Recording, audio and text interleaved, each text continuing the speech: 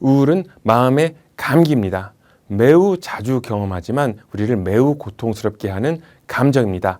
이번 시간에는 우울을 일으키는 비합리적인 생각을 건강한 감정을 가져오는 합리적인 생각으로 전환시키는 인지 재구조화를 공부해 보도록 하겠습니다. 오늘의 학습 주제는 세 가지입니다. 첫 번째, 우울의 순기능과 역기능. 두 번째, 우울을 일으키는 생각. 세 번째는 인지 재구조화의 절차를 공부하는 것입니다. 오늘의 학습 목표 안내해 드리도록 하겠습니다. 먼저 첫 번째는 우울이 우리들에게 주는 도움이 되는 기능인 순기능, 그리고 우리들에게 주는 해로운 기능인 역기능을 이해해 보는 것이 첫 번째 학습 목표입니다. 두 번째는 우울한 감정을 일으키는 사고, 즉 비합리적인 사고의 특징을 이해하는 것이 두 번째 학습 목표입니다. 그리고 세 번째, 마지막으로는 비합리적인 사고를 합리적인 사고로 바꾸는 절차를 실제에 적용해 보는 것이 오늘의 마지막 목표가 되겠습니다. 오늘의 학습 주제를 사례를 통해서 배워보도록 하겠습니다. 중학교 1학년 정호는 여자친구와 헤어진 다음부터 갑자기 우울감에 사로잡혔습니다. 도통 의욕이 없어서 학교에 갈 때 빼고는 집 밖에 나오지를 않습니다. 평소 즐기던 게임도 재미없고 친구들을 만나고 싶지도 않습니다. 새벽까지 스마트폰으로 그저 동영상만 보고 있을 뿐입니다. 정호와 대화를 나눠보면 사는 게 허무하다거나 자기가 인생을 실패한 사람같이 느껴진다라고 하는 이러한 비관적인 생각이 굉장히 많습니다. 정호가 우울 상태에서 벗어나도록 돕기 위해서 우리가 과연 무엇을 할 수 있을까요? 첫 번째 학습 주제, 우울의 순기능과 역기능을 한번 살펴보도록 하겠습니다. 우울이 우리에게 어떤 도움을 주는지, 그리고 우울이 해로운 감정으로 바뀌면 어떤 일이 일어나는지를 살펴보는 시간을 가지도록 하겠습니다. 여기에 3명의 친구가 있습니다. 갑수, 을룡, 병철입니다. 이 세 사람이 함께 숲길을 걷다가 사나운 멧돼지와 눈이 마주쳤습니다. 성인 남자보다도 훨씬 큰 이 멧돼지와의 거리는 불과 10m 남짓입니다. 이 상황에서 첫 번째, 갑수는 감히 짐승이 사람을 놀라게 한다고 화를 내면서 멧돼지와 싸울 기세입니다. 두 번째, 을룡은 너무 무섭다면서 당장 도망가려고 합니다. 세 번째, 병철은 이도 저도 다 소용없다며 바로 옆 바위 뒤에 숨어서 미동도 하지 않습니다. 세 사람 중 누구의 생존 확률이 가장 높을까요? 우울한 감정이 나쁜 것이라는 생각을 하기 쉽습니다만은 우울한 감정은 진화의 과정 속에서 인류에게 도움을 주었기 때문에 발달하게 된 하나의 기능입니다. 그럼 지금부터는 우울한 감정이 언제 우리에게 도움이 되는지를 한번 살펴보도록 하겠습니다.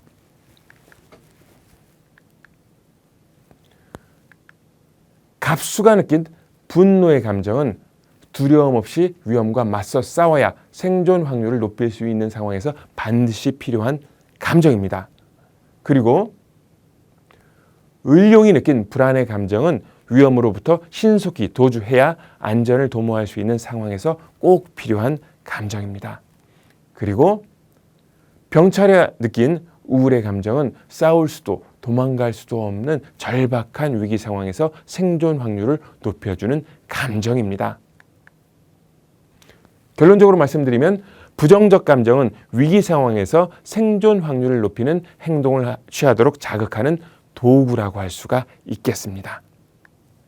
우울한 감정은 본래 인간에게 도움을 주기 때문에 발달하게 된 감정이지만은 때로는 이것이 인간을 매우 고통스럽게 하는 역기능적인 감정으로 바뀌기도 합니다.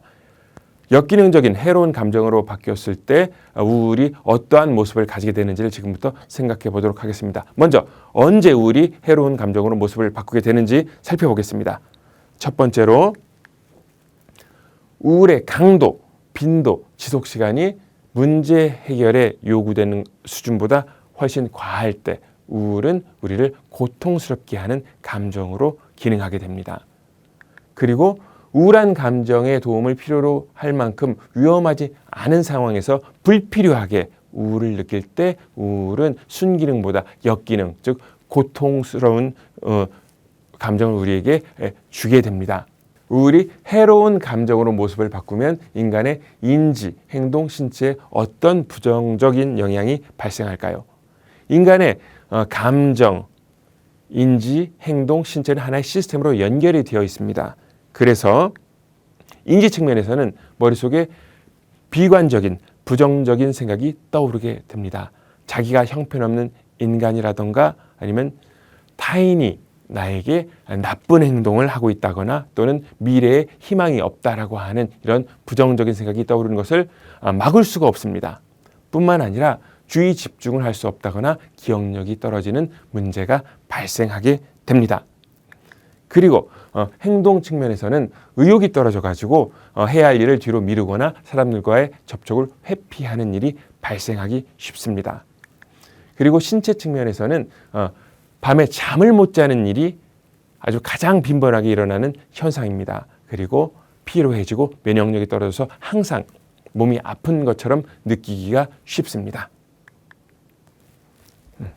두 번째 학습 주제, 우울을 일으키는 생각을 살펴보도록 하겠습니다.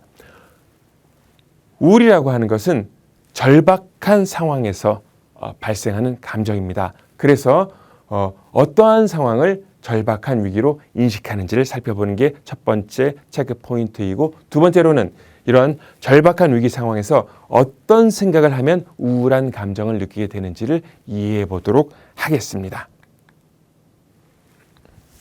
인간이 어떠한 상황을 절박한 위기로 인식하는지를 이해하기 위해서 우리가 살펴봐야 될 첫 번째 키워드가 바로 절대적 요구라고 하는 것입니다. 절대적 요구란 자신, 타인, 세상이 반드시 어떠해야만 한다는 경직된 신념을 의미합니다. 그래서 예를 들면 나는 반드시 주어진 일을 잘 수행해야만 한다. 나는 반드시 사람들에게 인정받고 사랑받아야만 한다와 같은 절대적인 당위의 형태를 띠고 있습니다. 타인에 대해서도 절대적인 요구를 가질 수가 있습니다. 사람들은 어떤 상황에서든 나에게 친절해야만 한다라거나 아니면 사람들은 항상 나에게 공정한 대우를 해 주어야만 한다라고 절대적으로 요구하는 것입니다. 때로는 세상에 대한 절대적인 요구를 가질 수도 있습니다.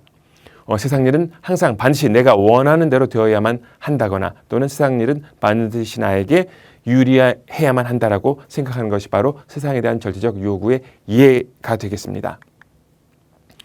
그런데 이러한 경직된 신념이 좌절된 상황을 우리는 생존 또는 자기 행복이 크게 위협받는 절박한 위기로 인식을 하는 경우가 있습니다. 이럴 때 나타나는 감정, 부정적인 감정 중에 하나가 바로 우울한 감정이 되겠습니다. 사람마다 살아온 경험이 다르기 때문에 서로는 다른 이런 내용의 절대적 요구를 지니고 있습니다. 이번에는 이러한 절대적 위기로 인식한 상황 속에서 어떠한 생각을 하게 되면 우리가 우울한 상태에 빠지게 되는지를 생각해 보겠습니다. 여기 인지삼재라고 하는 단어가 보이실 겁니다. 인지삼재란 우울한 감정을 일으키는 바로 비논리적인 추론입니다. 그래서 예를 들면은 자신에 대한 부정적인 추론을 할 수도 있는데요. 이를테면은 자신을 비하하는 생각, 나는 열등하다, 나는 가치 없는 인간이다, 또는 나는 사랑스럽지 않다라고 하는 근거 없는 아주 극단적인 부정적인 생각을 합니다. 세상에 대한 부정적인 결론을 가질 수도 있습니다. 자신을 둘러싼 사람과 환경이 생존과 행복을 위협하거나 방해한다는 생각이 됩니다. 예를 들면 사람들은 무책임하다거나 세상은 아주 험난한 곳이다라고 하는 생각이 인지삼재에 해당이 됩니다.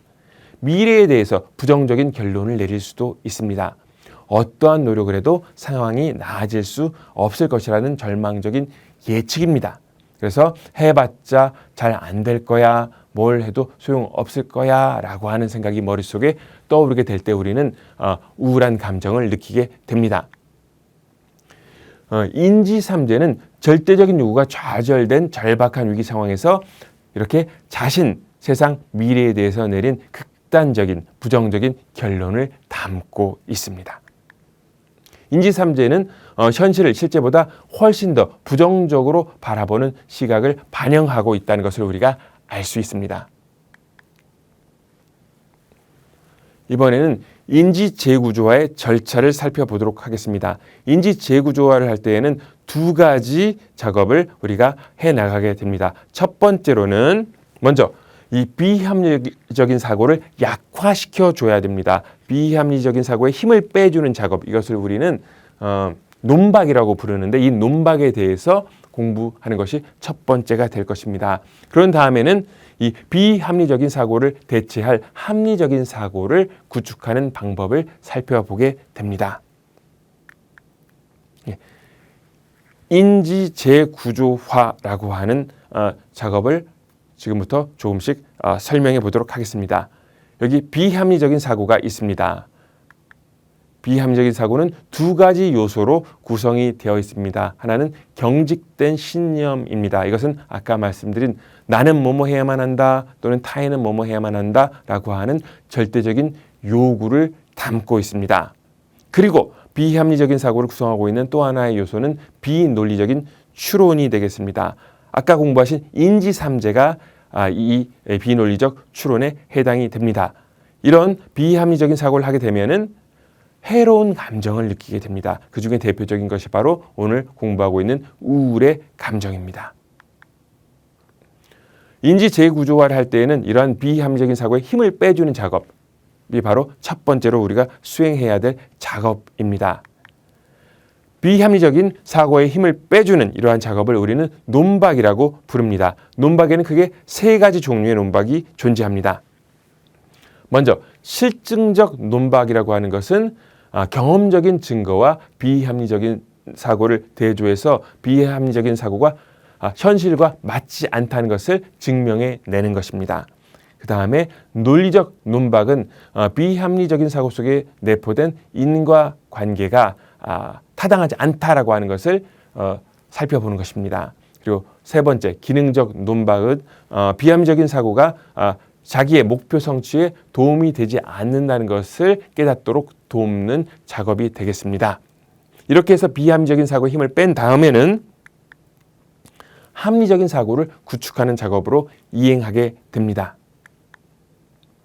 합리적인 사고라고 하는 것은 경직된 신념이 아니라 유연한 신념, 그리고 비논리적인 추론이 아니라 논리적인 추론으로 구성이 되어 있습니다. 이렇게 유연한 신념을 가지고 논리적인 추론을 하게 되면은 해로운 감정이 아니라 우리는 건강한 감정을 느낄 수 있게 됩니다. 인지 재구조화의 6가지 단계에 대해서 말씀드리도록 하겠습니다.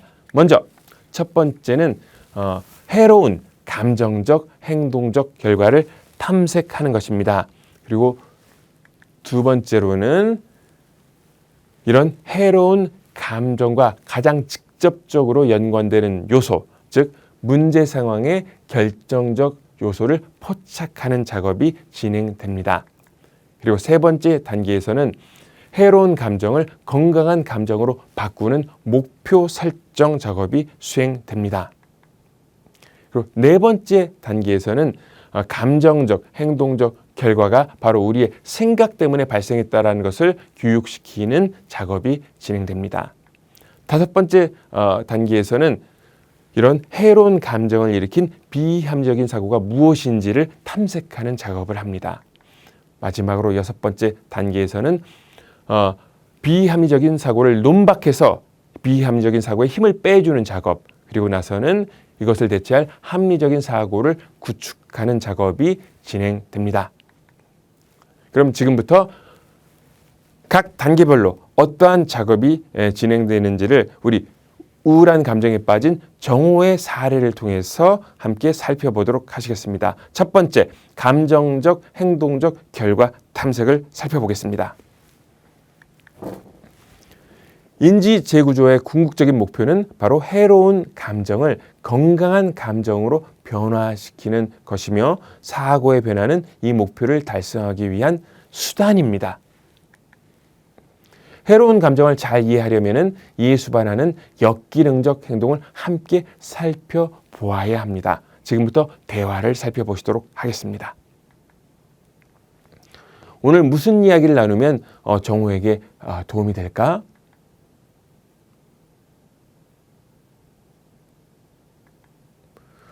3주면 짧지 않은 시간인데 어떤 일이 힘들었는지 궁금하구나.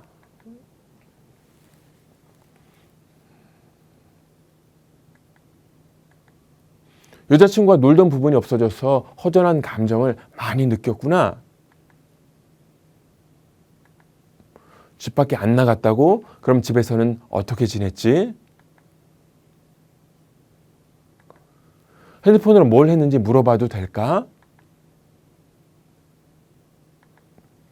허전한 감정이 너무 커서 꼭 인생 실패한 사람처럼 행동했다는 이야기구나. 혹시 이 감정 때문에 정호의 모습이 이전과 달라진 부분이 또 있을까?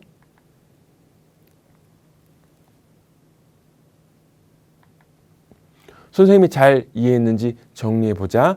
여자친구와 헤어진 다음부터 너무 허전한 감정이 느껴졌어. 이 감정 때문에 친구하고 어울리기도 싫고 게임도 재미가 없어진 것 같아. 그리고 이런 일이 3주 동안이나 계속되고 있고.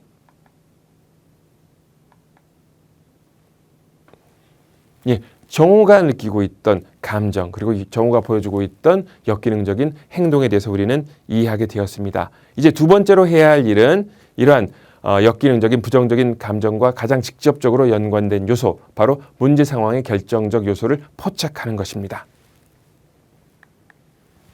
문제 상황의 결정적 요소라고 하는 것은 문제의 여러 측면 중에서 가장 강하게 부정적 감정을 자극하는 측면, 즉 가장 우리의 마음을 불편하게 하는 부분입니다. 예를 들면 친구들이 싫어할까 봐 두려워서 부탁을 거절하는 못하는 사람의 경우에는 불안을 가장 자극하는 부분, 바로 이 결정적 요소가 바로 친구들의 미움을 사는 것이라는 것을 알 수 있습니다. 대화를 살펴보시겠습니다. 여자친구와 헤어진 일의 어떤 부분에 대해서 정호가 이렇게 허전해하는지 궁금하구나. 헤어지던 순간에 여자친구가 한 말이나 행동을 떠올리니 마음이 허전할 수도 있고, 아니면 헤어지고 나서 벌어진 어떤 상황에 대해서 허전한 마음을 가질 수도 있을 것 같아.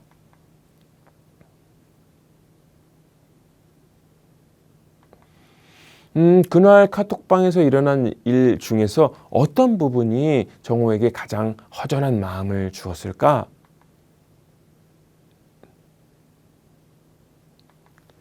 기분이 이상하다는 건 허전한 감정을 말하는 거니? 헤어졌던 날 있었던 어떤 그런 일 때문에 마음이 허전한 것이 아니라 여자친구와 함께 보냈던 즐거운 시간을 이젠 가질 수 없게 된 것에 대해서 굉장히 허전해하고 있는 것 같구나. 선생님이 잘 이해했니? 네, 정호의 사례 속에서 이 결정적 요소라고 하는 것은 지금껏 즐거운 시간을 보내던 여자친구와 헤어진 사건 그 자체라는 것을 우리가 이해할 수 있었습니다. 그 다음으로 우리는 목표 설정이라는 단계로 이행하게 됩니다. 목표를 설정한다고 하는 것은 바로 해로운 부정적 감정, 정호의 경우에는 너무 허전하다고 하는 말로 표현해 주었는데 이 감정은 바로 우울에 해당하게 하는 감정이 됩니다. 이것을 갖다가 건강한 감정으로 바꾸어주는 것을 우리가 목표로 삼게 됩니다. 자세한 내용 지금부터 살펴보시겠습니다. 인지 재구조의 목표는 해로운 부정적 감정을 건강한 부정적 감정으로 바꾸는 것입니다. 부정적 감정은 본래 주의를 기울이고 무엇인가 반응을 해야 하는 문제가 발생했음을 알려주는 경보 장치입니다. 예를 들어 보겠습니다. 시험을 앞두고 우리가 적절한 수준의 불안을 느낀다면 우리는 긴장을 하면서 공부에 집중할 수 있을 것입니다. 반면에 전혀 긴장을 하지 않는다면은, 전혀 불안하지 않다면은 우리는 공부하지 않을 것입니다. 즉 적정한 정도의 불안이 우리가 공부를 하도록 자극하는 자극제, 아주 좋은 순기능을 하는 건강한 감정이 되는 것입니다. 그런데 이 부정적 감정의 강도, 빈도, 지속시간이 과하면 문제 대처 역량을 떨어뜨리고 일상생활을 방해할 수 있습니다. 예를 들면 시험을 앞두고 적당한 불안을 느끼면 공부에 도움이 되지만 과도한 불안을 느끼게 된다면 우리는 공부에 집중할 수 없게 됩니다. 이럴 때 이 불안의 감정은 역기능적인 해로운 감정으로 모습을 바꾸게 되는 것입니다. 정호가 호소하는 허전한 감정과 이에 수반하는 행동 특징, 사람들을 피하고 활동량이 줄어든 것은 슬픔의 강도가 과도하게 높은 상태, 우울에 해당합니다. 만약에 정호가 적당한 강도의 슬픔을 느낀다면 다음에 더 좋은 결과를 만들기 위해서 자기가 무엇을 다르게 해야 하는지를 생각할 수 있을 것이고, 그리고 학업과 대인 관계에 지장이 발생하더라도 일시적인 것에 그칠 것입니다. 대화를 살펴보겠습니다. 정호야, 지금부터 오늘 상담의 목표를 정하려고 해. 상담은 정호가 되고 싶은 내 모습을 가질 수 있도록 선생님과 함께 방법을 찾고 연습도 하는 시간이란다. 한번 생각해보자. 여자친구와 헤어진 것은 분명히 안 좋은 일이지. 이럴 때 마음이 힘든 것은 아주 자연스러운 일이야. 그렇지? 여자친구와 즐겁게 지내다 헤어진 사람이 100명이 있다면 모두 다 정우랑 똑같이 너무 허전한 감정을 이렇게 많이 느낄까? 그렇지 않다는 게 무슨 뜻이지? 그렇지. 여자친구와 헤어진 사람 중에는 정우처럼 너무 허전한 감정, 그러니까 해로운 감정이 들어서 아무것도 할 마음이 생기지 않는 사람도 있고, 헤어지긴 했지만 아쉬운 정도의 건강한 부정적 감정을 느껴서 금방 자기 생활을 잘 하는 사람이 있어. 잠깐 힘들기는 하겠지만 말이야. 정우는 너무 허전한 감정과 아쉬움, 이 두 가지 중에서 어떤 감정을 느끼는 사람이 되고 싶니?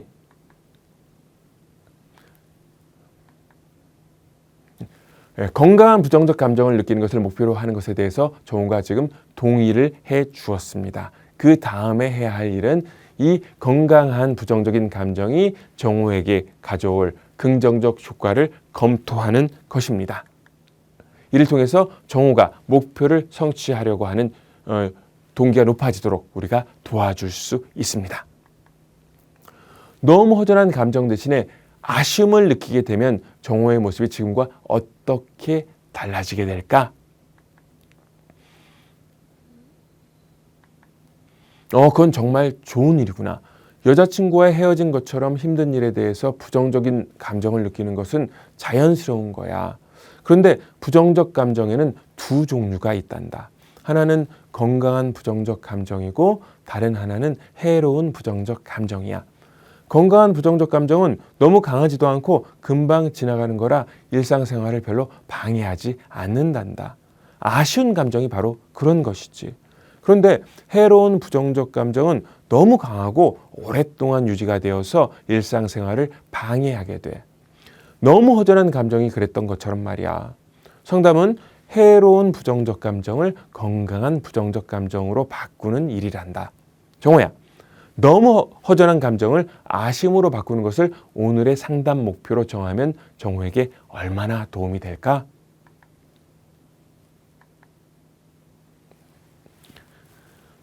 정호는 지금 해로운 부정적 감정을 아쉬움이라고 하는 건강한 감정으로 바꾸는 것에 대해서 동의를 해 주었습니다.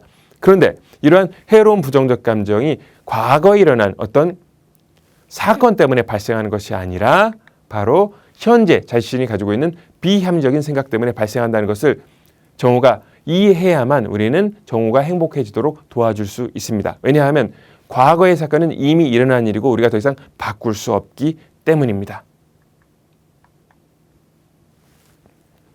좋아, 정호야. 잠깐 생각해보자. 정호가 너무 허전한 감정을 느끼는 것은 무엇 때문일까?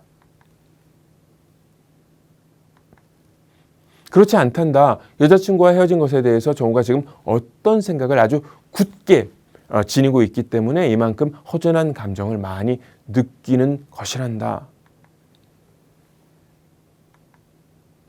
한 가지 예를 들어보자. 초등학생 삼형제가 부모님과 함께 살고 있었어. 어느 날 아빠가 삼형제에게 소리를 크게 질렀는데 삼형제 모두 다른 감정을 느꼈어. 막내 영희는 화가 났고 둘째 민수는 우울했고 첫째 철수는 기분이 별로 안 나빴어. 똑같은 일이 일어났는데 어떻게 모두 다른 감정을 느꼈던 것일까? 맞아. 영희는 아빠는 나한테 절대로 소리를 지르면 안 돼. 아빠 정말 나빠. 라고 생각했더니 화가 났어. 그리고 민수는 아빠가 나를 싫어하나 봐. 라고 생각했더니 기분이 어땠지? 그렇지. 마지막으로 철수는 아빠도 기분이 나쁘면 소리를 지를 때가 있는 법이야. 라고 생각했어. 그랬더니 기분이 어땠지? 똑같은 일이 일어나도 어떤 생각을 하느냐에 따라서 느끼는 감정이 달라진다는 것을 정우가 잘 이해했구나. 정우가 여자친구와 헤어진 것에 대해서 너무 허전한 감정 대신 아쉬움을 느끼려면 무엇이 달라져야 할까?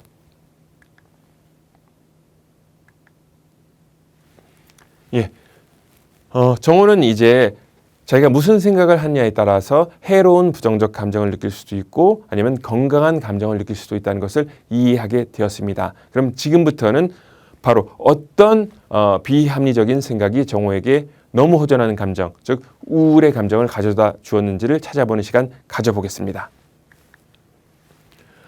먼저 비합리적인 사고 중에서 경직된 신념인 절대적 요구를 찾아볼 수도 있고 그리고 비논리적인 추론인 인지삼재를 찾아볼 수도 있습니다. 이를 위해서 우리는 질문을 할 수가 있습니다. 또는 문제 상황의 결정적 요소를 당위적 진술로 바꾸어 보는 시도를 할 수도 있습니다. 질문을 할 때 우울한 감정을 느끼기 직전에 어떤 생각이 머릿속에 떠올랐니? 라고 묻거나 이 상황이 나에게 주는 의미는 무엇일까? 라고 질문한다면 이것은 절대적 요구 또는 인지삼재 두 가지 모두를 찾는 데 도움이 되는 질문으로 활용될 수가 있습니다. 그리고 이 상황은 내가 세상이 또는 미래가 어떻다는 것을 의미할까라고 질문한다면 이것은 바로 인지삼재를 찾는 데 도움이 되는 질문입니다. 그리고 이번에는 절대적 요구를 찾는 데 도움이 되는 방식, 바로 문제 상황의 결정적 요소를 뭐뭐 해야만 한다라고 하는 당위적 진술로 바꾸는 부분을 살펴보겠습니다. 여기에 화가 난 사람 또는 우울한 사람이 있습니다. 화가 난 사람, 무엇 때문에, 무엇이 가장 이 화난 감정을 자극했는지를 살펴봤더니 아빠의 말투가 친절하지 않은 것이 이 사람의 분노를 자극했습니다. 그러니까 이것이 바로 문제 상황의 결정적 요소가 되는 것입니다. 이것은 마치 아빠는 나에게 항상 친절하게 말해야만 한다라고 절대적인 요구를 하고 있는 것과 같습니다.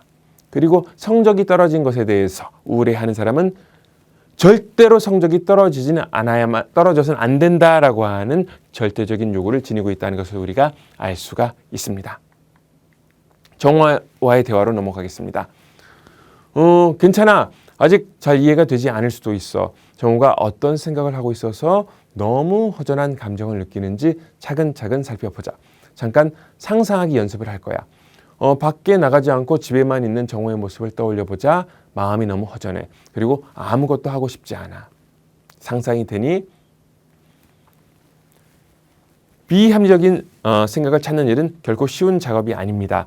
우리 아이들이 이런 생각을 찾기 어려워할 때 생각을 잘 찾도록 도와주는 방법 중에 하나는 부정적인 감정을 느낀 그 상황을 머릿속에 떠올려 보도록 하는 것입니다. 정우의 마음속에 떠오르는 생각들이 있을 거야. 정우가 너무 허전한 마음을 느끼게 만드는 혼잣말 같은 것들이야. 이 생각들에 잠시 집중해 보자. 어떤 생각들이 떠올라서 허전한 감정이 드는지 이야기해 줄래?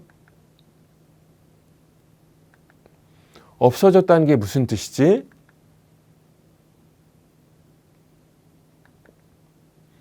그래서 허전하구나. 그리고 또 어떤 생각이 떠오르지? 또 떠오르는 생각이 있니?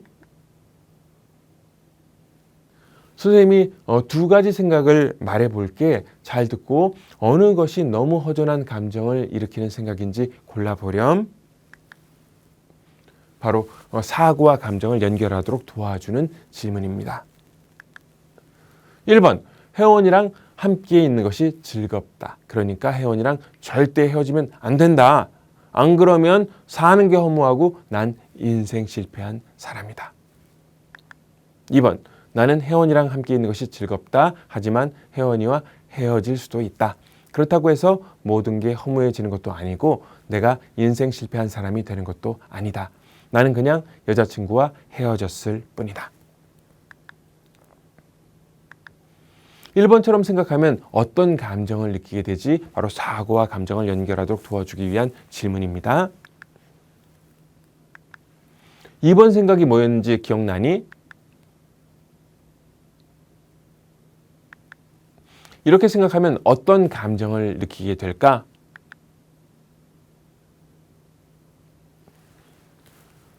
정오는 이제 자기가 어떤 생각을 하느냐에 따라서 해로운 감정을 느낄 수도 있고 건강한 감정을 느낄 수도 있다는 것을 알게 되었습니다. 그렇지만 이것을 머리로는 받아들였지만 아직 가슴으로까지는 받아들이지 못했을 것입니다. 하지만 우리가 많은 연습을 통해서 가슴으로 받아들일 수 있도록 하는 작업이 나중에 진행될 수 있습니다. 해로운 부정적 감정을 일으키는 생각을 비합리적인 사고라고 부르고 건강한 부정적 감정을 가져오는 생각을 합리적 사고라고 부른단다. 처음에는 비합리적인 사고의 힘이 아주 세니까 해로운 감정을 느끼는 것이 당연해. 하지만 선생님이랑 이야기를 나누면서 비합리적 사고가 왜 비합리적이고 합리적인 사고가 왜 합리적인지 그 이유를 차근차근 살펴보다 보면 비합리적인 사고의 힘은 쭉 빠지고 합리적 사고에 대한 믿음이 커질 거야. 그러면 건강한 감정을 느낄 수 있어. 우선 정호에게 너무 허전한 감정을 가져오는 생각을 하나씩 종이에 적어보자. 1번 절대적인 요구. 혜원이랑 함께 있는 것이 즐겁다. 그러니까 혜원이랑 절대 헤어지면 안 된다. 안 그러면 인지삼재, 세상에 대한 부정적 결론. 사는 게 허무하다. 그리고 또 인지삼재, 자신에 대한 부정적 결론. 난 인생 실패한 사람이다. 혹시 선생님이 잘못 이해했거나 빠뜨린 게 있니?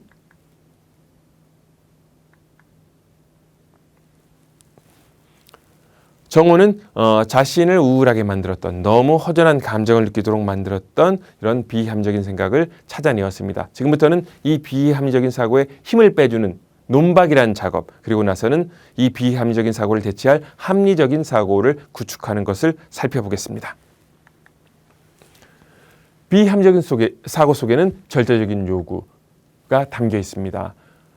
혜원이랑 함께 있는 것이 즐겁다. 그러니까 혜원이랑 절대 헤어지면 안 된다라고 하는 이 절대적인 요구를 논박하고 이것을 대체할 합리적인 사고를 구축하는 작업을 먼저 살펴보겠습니다. 그리고 나서는 아까 살펴본 인지삼재 두 가지를 논박하고 그것을 대체할 합리적 사고를 구축하는 작업도 살펴보도록 하겠습니다.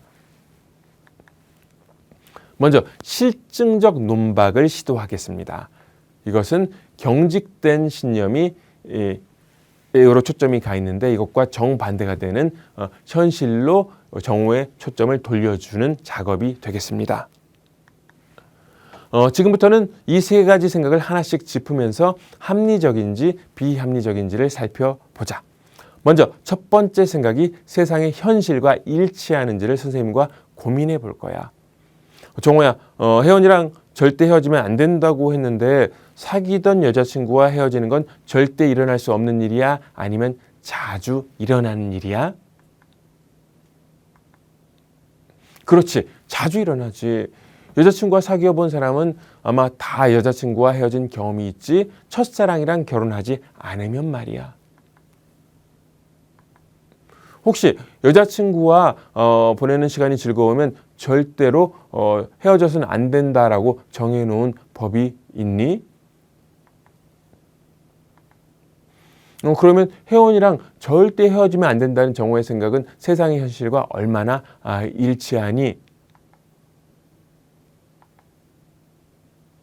네, 이번엔 논리적 논박을 살펴보겠습니다. 논리적 논박은 지금 정호는 바람을 사실은 가지고 있습니다. 나는 여자친구 혜원이와 헤어지고 싶지 않다라고 하는 바람을 가지고 있는데 이 바람은 건강합니다. 그런데 이 바람을 절대적인 당위로 격상시킨 것이 바로 비논리적인 상태입니다. 그래서 이 바람과 당위를 연결시키고 있는데 이것을 끊어주는 작업이 진행될 것입니다. 정호가 아주 똑똑하구나. 이번에는 정호의 생각이 논리적인지 아닌지를 살펴보자. 정호는 여자친구와 보내는 시간이 즐거워서 헤어지기 싫은 거지? 이건 정호의 바람인데 무엇인가를 바라는 것에는 아무 문제가 없어. 그런데 내가 원하니까 꼭 그렇게 해야 한다. 꼭 그렇게 되어야만 한다고 생각하는 것은 논리적이지 않단다. 내가 원하는 것과 현실은 서로 아무런 논리적 상관이 없는 것이거든. 예를 들어보자. 정호는 복권에 당첨되면 좋겠니? 복권에 당첨되길 바라면 논리적으로 보았을 때 복권에 당첨이 되니? 그런데도 내가 원하니까 반드시 복권에 당첨되어야만 해라고 고집스럽게 생각한다면 이 사람이 논리적으로 사고하는 사람처럼 보이니? 혹시 이 사람이 정호의 친구라면 논리적으로 생각하도록 돕기 위해서 뭐라고 설명해 줄 거니? 그럼 나는 여자친구랑 함께 있는 것이 좋아라고 생각하면 논리적으로 보았을 때 여자친구랑 헤어지지 않게 되니? 그런데도 내가 원하니까 여자친구랑 절대 헤어지면 안 돼라는 생각을 고집하는 것은 논리적일까?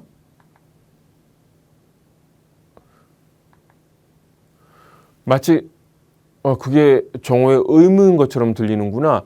복권 당첨을 원한다고 해서 복권에 당첨되어야 할 의무가 생기니?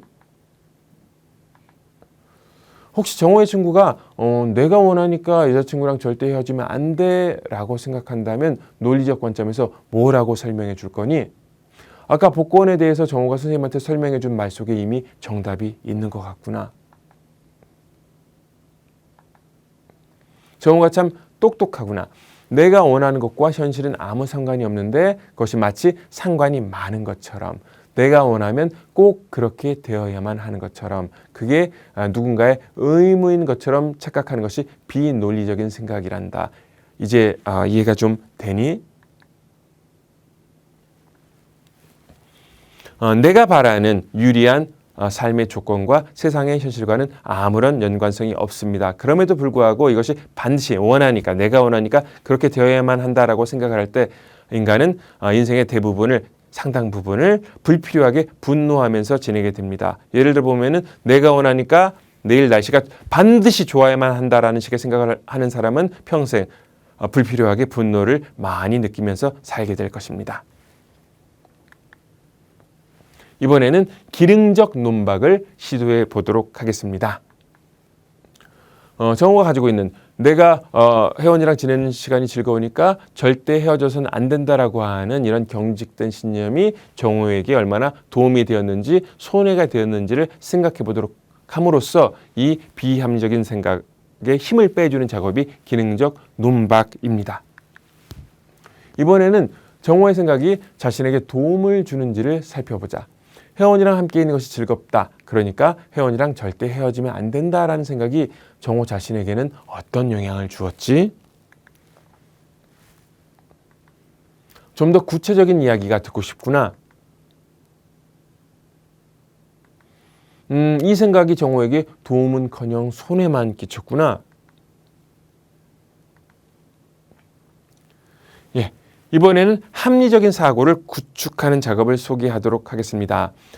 지금 논박을 통해 가지고 비합리적인 사고의 힘을 어느 정도 빼주었습니다. 그런데 비합리적인 사고가 약화되었다라고 해서 우리는 비합리적인 사고를 결코 내려놓지 않습니다. 왜냐하면 그것이 비합리적이라 할지라도 그것은 우리가 여태껏 살아온 삶의 방식입니다. 이것을 대체할 새로운 생각을 가지지 않는 이상 우리는 과거의 비합리적인 생각을 고수하기가 쉽습니다. 자, 절대적인 요구를 예를 들어서 생각을 해보겠습니다. 항상 최선을 다해야만 한다라는 생각이 있습니다. 이 절대적인 요구를 우리 좀 합리적인 사고로 바꾸는 방식 중에서 먼저 절대적인 요구를 유연한 바람으로 바꾸는 이러한 방식이 있습니다. 그리고 두 번째로는 절대적인 요구가 충족되지 않은 상황을 허용하도록 하는 이러한 방식이 있습니다. 그리고 세 번째로는 절대적인 요구가 충족되지 않은 상황에서 오히려 발생할 수 있는 긍정적인 결과를 생각해 보도록 하는 이러한 작업을 시도해 볼 수도 있습니다. 먼저 하나씩 살펴보겠습니다. 항상 최선을 다해야만 한다라고 하는 생각은 너무 경직되어 있습니다. 그렇게 할 수 있는 사람은 세상에 존재하지 않습니다. 그렇지만 이것을 유연한 바람, 최선을 다할 수 있다면 정말 좋을 것이다 라고 생각한다면 훨씬 마음이 편안할 것입니다. 그리고 두 번째로 최선을 다하지 않았더라도 내가 상당한 노력을 했다는 것은 분명한 사실이다. 이것은 합리적인 생각입니다. 현실과도 일치하고 논리적이기도 하고 나의 마음을 편안하게 해주는, 즉 기능적인 측면에서도 나에게 아주 도움이 되는 생각입니다. 그리고 세 번째로 긍정적인 결과 생각하기 살펴보겠습니다.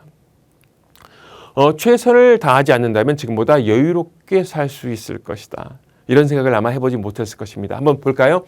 최선을 다할 수 있다면 정말 좋을 것이다. 최선을 다하지 않았더라도 내가 상당한 노력을 했다는 것은 분명한 사실이다. 그리고 최선을 다하지 않는다면 지금보다 내가 여유롭게 살 수 있을 것이다 라는 생각을 가진다면 우리의 마음은 훨씬 더 편안해질 수 있을 것입니다. 이러한 방식을 정우가 가지고 있던 절대적인 요구. 혜원이랑 함께 있는 것이 즐겁다. 그러니까 혜원이랑 절대 헤어지면 안 된다라고 하는 이 절대적인 요구에도 적용해 보도록 하겠습니다. 이것을 대체할 합리적인 생각. 먼저 1번 유연한 바람으로 전환해 본다면 이런 생각이 될 것입니다. 혜원이랑 헤어지지 않으면 정말 좋을 것이다. 그리고 두 번째 절대적 요구가 충족되지 않는 상황을 허용하는 방식으로 바꾼다면은 하지만 혜원이와 헤어질 수도 있다. 그리고 세 번째 마지막으로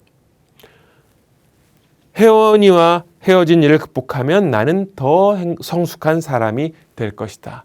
이러한 합리적인 생각을 할 수 있다면 정우는 우울한 감정이 아니라 아쉬운 감정, 건강한 감정을 느낄 수 있을 것입니다. 지금까지는 혜원이랑 절대 헤어져서는 안 된다라고 하는 절대적인 요구를 논박하고 그것을 대체할 합리적인 생각을 구축하는 작업을 살펴보았습니다. 이번에는 정우가 가지고 있던 인지삼재 중에서 첫 번째로 사는 게 허무하다라고 하는 이런 인지삼재를 논박하고 그리고 합리적 사고를 구축하는 과정을 살펴보도록 하겠습니다. 먼저 실증적인 논박을 시도해 보겠습니다. 실증적인 논박은 이런 극단적인 비논리적인 추론을 이것과 정반대의 현실로 전환하도록 도와주는 논박이 되겠습니다. 그래서 정반대의 현실이라고 하는 것은 바로 삶을 살다 보면은 누구의 삶에든 기쁜 일이 존재하고 감사할 일이 반드시 존재합니다. 이런 부분으로 초점을 돌리도록 도와줘 보겠습니다. 허전한 감정을 가져오는 생각 1, 2, 3번 중에서 1번 생각을 대신할 합리적인 생각을 잘 찾아내었구나. 이번에는 2번 생각도 선생님하고 검토해 보자. 혜원이와 헤어져서 사는 게 허무하다고 했었잖아. 그렇지? 사는 게 허무하다는 것이 어떤 뜻인지 조금 이야기해 주겠니? 혜원이 함께 보내던 시간이 정호에게 굉장히 소중했다는 것을 선생님이 잘 알겠다. 혜원이와 헤어진 일을 제외한 정호 삶의 다른 부분에서 정호가 기쁜 마음이나 감사한 마음을 가질 수 있는 일은 무엇일까? 분명히 이런 일이 있을 것입니다. 아무리 불행한 사람의 삶 속에서도 기쁜 일, 감사할 일은 분명히 일어납니다.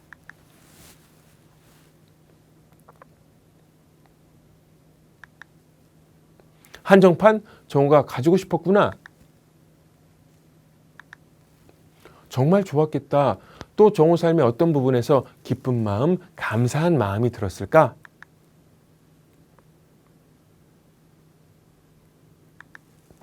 정우의 삶에는 기쁜 일, 감사한 일이 꽤 많이 일어나고 있는 것 같구나. 이야기를 하면서 정우의 표정이 많이 밝아졌는데? 그렇단다. 정우야, 사는 게 다 허무하다는 생각은 현실과 일치하니? 왜 그렇지 않지?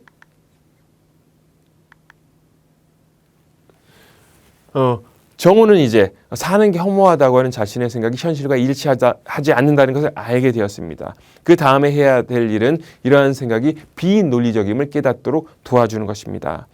이렇게 비논리성을 깨닫도록 도와주는 좋은 방식 중에 하나는 삶에서 발생하는 아주 부분적인 일 또는 단 한 차례 일어난 부정적인 사건을 가지고 삶의 전체를 규정하는 것이 비논리적임을 깨닫도록 도와주는 논리적 논박을 시도해 볼 수 있습니다.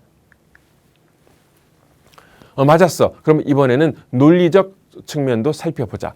이렇게 기쁜 일, 감사한 일이 여러 가지로 일어나고 있는데 혜원이와 헤어진 일 하나만을 바라보면서 나의 삶 전체가 허무하다, 의미 없다고 결론 짓는 것은 과연 논리적인 생각일까? 정우는 이렇게 혜원이와 헤어진 사건 하나 때문에 자기 인생이 의미 없다고 생각하는 것이 비논리적이라는 것을 스스로 이렇게 말해 주었습니다. 그 다음에 해야 될 일은 기존에 가지고 있던 이 비논리적인 추론이 자기 삶에 얼마나 많은 손해를 주었는지를 생각해 보도록 하는 것입니다.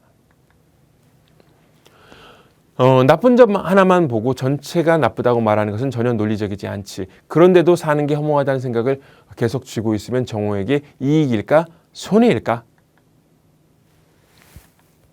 손해인 이유가 궁금하구나. 이 손해인 이유를 정호가 스스로 생각해서 말하도록 해 주어야 이 비합리적인 생각에 대한 매력이 떨어지게 됩니다. 그래야 변화의 동기가 생깁니다.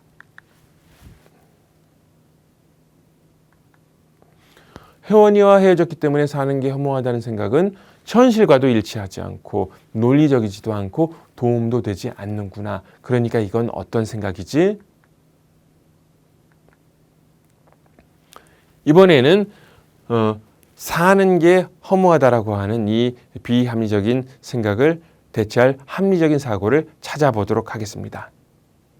인지삼재인데요. 이 인지삼재는 자신, 세상, 미래에 대한 극단적인 부정적 결론을 담고 있습니다. 이러한 극단적인 결론을 바로 유연한 긍정적 결론으로 전환시켜주는 것이 합리적 사고를 구축하는 작업입니다.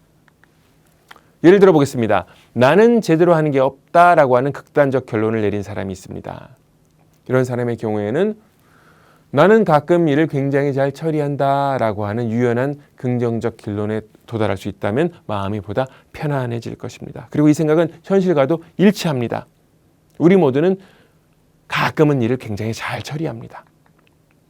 인간은 이기적이다라고 하는 극단적인 부정적 결론을 가지고 있는 사람이 있을 수 있습니다. 그런데 인간은 항상 이기적인 행동만 하는 것이 아닙니다.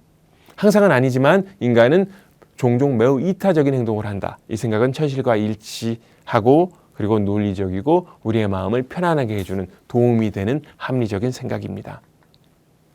아무리 애를 써도 내 삶에 행복한 미래 같은 것은 없다라는 생각을 한다면 우리는 우울감에 빠지고 말 것입니다. 그런데 지금 할 수 있는 일에 전념하면 행복한 미래를 만들 가능성이 높아진다라고 하는 합리적인 생각을 한다면 마음이 훨씬 더 밝아질 수 있습니다. 그럼 합리적 생각은 무엇일까? 선생님이 여기 문장을 적어볼게. 정우가 빈칸에 적절한 말을 넣어서 큰 소리로 읽어줄래?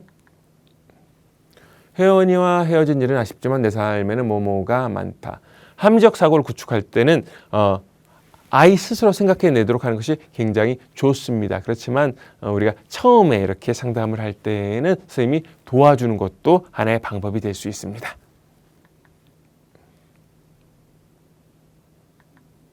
말하고 나니 기분이 어떠니?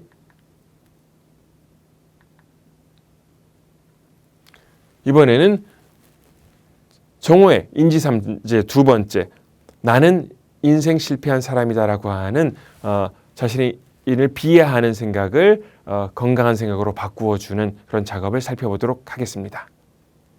실증적 논박부터 살펴보겠습니다.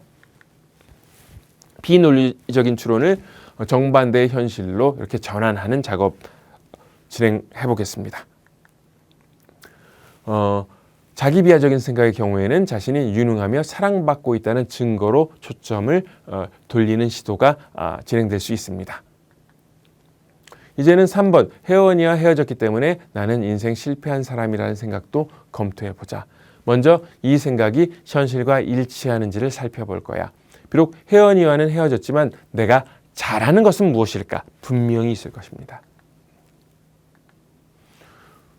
자기의 관점에서 자기의 장점, 잘하는 것을 보지 못할 때 다른 사람의 관점에서 보도록 하면 보다 수월하게 떠오를 수 있습니다.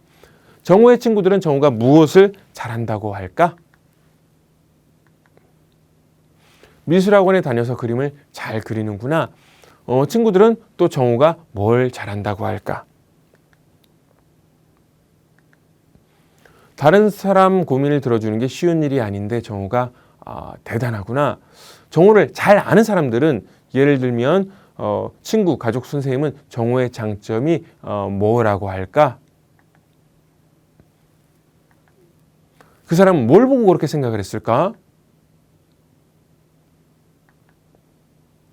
그거 참 대단하구나. 정우가 혜원이와 헤어졌지만 정우를 귀하게 여기는 사람은 누구일까? 무엇을 보고 할머니가 정우를 귀하게 여기신다는 것을 알았지? 그렇지. 또 뭘 보고 할머니가 정우를 귀하게 여기신다고 느꼈지? 할머니가 정호를 아주 귀하게 여기시는구나. 또 누가 정호를 귀하게 여길까?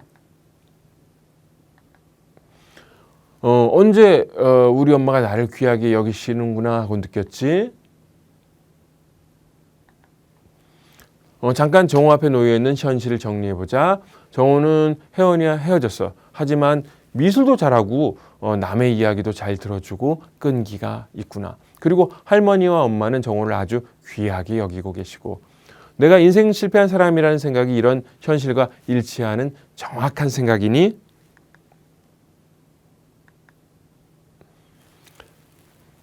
네, 정호는 자신이 인생 실패한 사람이다라고 하는 자기 비하적인 생각이 현실과 일치하지 않는다는 것을 알게 되었습니다. 지금부터는 정호의 생각이 부분적인 단 한 번의 사건을 가지고서 이런 부정적인 결론에 도달한 것 같은데, 비논리적임을 이해하도록 도와주는 논리적 논박 살펴보도록 하겠습니다. 선생님도 그렇게 생각해. 그럼 이번에는 논리성도 생각해보자. 중1 때 좋아하던 여자친구와 헤어졌는지 아닌지에 따라서 그 사람의 인생의 성공과 실패가 결정된다고 선생님이 주장한다면 정호는 이 주장에 동의해 줄 거니?